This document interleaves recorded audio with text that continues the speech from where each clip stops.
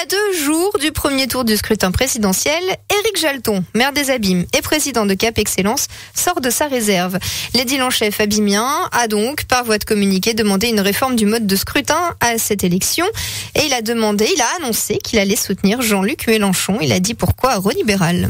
J'avais déjà, dans un précédent poste sur les réseaux sociaux, précisé le cadre du candidat qui me paraît le plus approprié dans le cadre de ces élections, c'est-à-dire quelqu'un d'humaniste, de solidaire, quelqu'un de progressiste, antiraciste et écologiste.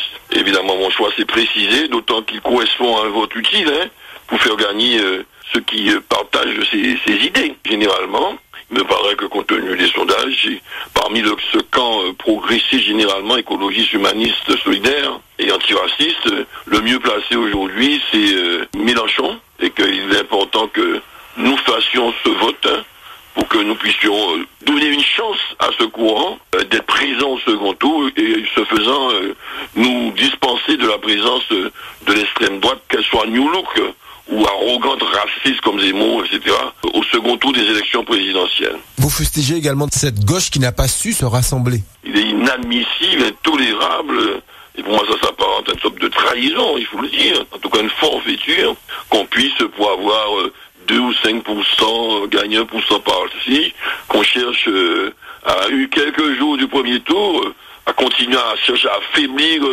celui qui est mieux placé. Non, on aurait dû s'entendre pour le partage des circonscriptions, si c'est là le problème, des ministères éventuels en cas de présidence, mais la gauche, cette gauche au sens large du terme, n'est pas devant ses responsabilités, et en l'occurrence, et en la circonstance, la plus bête du monde.